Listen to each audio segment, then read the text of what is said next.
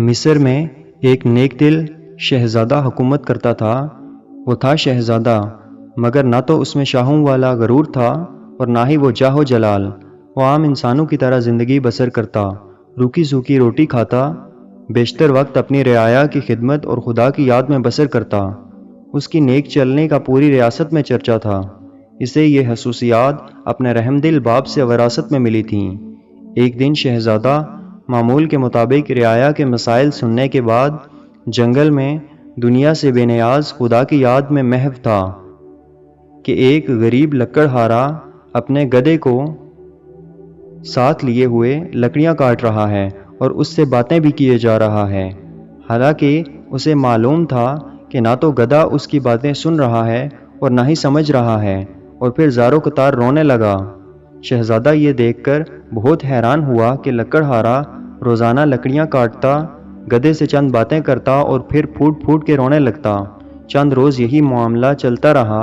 جب رحم دل شہزادے سے اس کا رونا دیکھا نہ گیا اور یہ گتھی سلجھانے میں ناکام رہا تو بالآخر درخت کے اوٹ سے باہر آ گیا اور لکڑہارے سے پوچھا، اے لکڑہارے، تیرے اس طرح ہلک ہلک کر رونے کی وجہ کیا ہے؟ غریب بوڑھا ہمدرد انسان سامنے پا کر اور شدت سے رونے لگا اور سسکیوں کے ساتھ اپنی بدبختی کی کہانی سنانے لگا۔ میرا ایک بیٹا تھا جسے خدا نے بے تحاشا دولت سے نوازا تھا۔ ہر طرح کا عیش اسے میسر تھا، مگر اس دولت کا غرور اس کے تن بدن پر اس قدر حاوی ہو چکا تھا کہ اسے دولت کے سوا کچھ دکھائی نہ دیتا تھا۔ اپنے غریب رشتہ داروں کو دھکے دیتا، انہیں ذلیل و رسوا کرتا تھا۔ پھر اس کی بربادی کا دن آ گیا اور میری دور کی ایک رشتہ دار دوسری ریاست سے میرے گھر سوالی بن کر آئی۔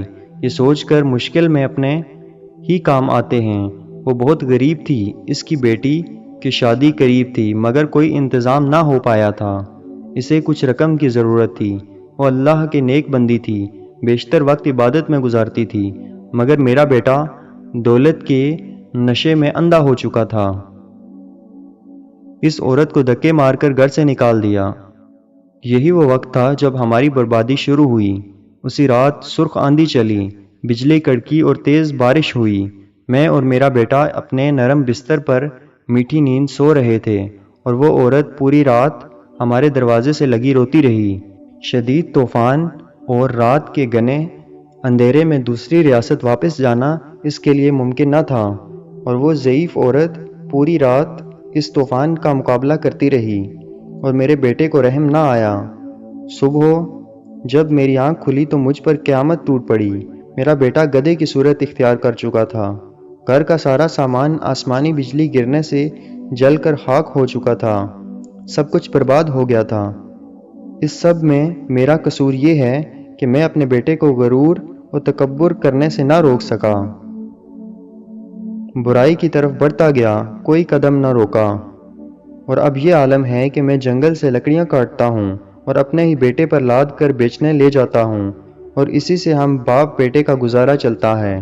یہ سن کر شہزادے کی آنکھیں نم ہو گئیں اور وہ لکڑہارے سے مخاطب ہوا، اے ضعیف انسان، تم نے بہت ظلم کیا ہے۔ بے شک برائی پر خاموش رہنا اور اسے نہ روکنا اس کا ساتھ دینے کے مترادف ہے۔ تو نے اپنے بیٹے کو برائی سے نہ روکا۔ مجھے تیری حالت پر افسوس ہے۔ اب میں اپنی غریب رشتہ دار کی تلاش میں مارا مارا پھرتا ہوں۔ اس کی تلاش مجھے رلاتی ہے۔ شاید وہ میری امداد کر سکے۔ وہ مجھے مل جائے، میں اس سے معافی مانگوں گا، شاید میرے گناہوں کا ازالہ ہو سکے، مگر افسوس وہ مجھے کہیں نہیں ملتی۔ یہ کہہ کر لکڑہارا رونے لگا۔ شہزادے نے اس کے آنسو پونچھتے ہوئے کہا، تم اپنے گناہوں کی معافی اللہ سے مانگو، وہ بہت رحیم ہے۔ اگر اس نے تجھے معاف کر دیا تو وہ اس عورت تک پہنچنے کا کوئی نہ کوئی سبب ضرور بنا دے گا۔ وہ بہت مہربان ہے، اپنے بندوں پر ظلم نہیں کرتا۔ بوڑھا لکڑہارا اسی وقت سجدے میں گر کر ہلک ہلک کر اپنے گناہوں کی معافی مانگنے لگا۔ اچانک دور سے کسی گھوڑے کی ٹاپو کی آواز سنائی دینے لگی۔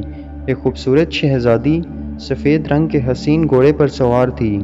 قریب آ کر شہزادے سے مخاطب ہوئی، اے شہزادے، آخر یہ ماجرا کیا ہے؟ شہزادے نے بوڑھے کی رام کہانی شہزادی کو سنا دی۔ شہزادی کی آنکھوں میں آنسو جاری ہو گئے اور وہ گھوڑے سے اتری اور لکڑہارے سے کہنے لگی، میں ہی وہ لڑکی ہوں جس کی ماں تیرے در پر سوالی بن کر آئی تھی، مگر ہے بدبخت، تیرے مغرور بیٹے نے اس نیک عورت کی زندگی ہی چھین لی۔ ساری رات تیرے دروازے پر تیز بارش میں طوفان کا مقابلہ کرتی رہی کہ شاید تجھے رحم آ جائے۔ بالآخر تیز بارش کی ٹھنڈی بوندوں کو وہ بوڑھی جان برداشت نہ کر سکی اور دنیا سے چلی گئی۔ جب صبح ہوئی تو رحمدل بادشاہ معمول کے مطابق گشت پر تھا۔ اس کا وہاں سے گزر ہوا۔ وہ میری ماں کو جب گھر لایا تو ماں کی لاش دیکھ کر میرے پاؤں تلے زمین نکل گئی۔ اب میرا سہارا کوئی نہ تھا۔ بادشاہ یہ سب دیکھ کر بہت پریشان ہوا۔ بالآخر اس نے مجھے اپنے ساتھ لے جانے کا فیصلہ کیا۔ کچھ عرصہ میں اس کے محل میں ہی رہی اور اس نے مجھے نیک لڑکی پا کر اپنے بیٹے سے میری شادی کروا دی۔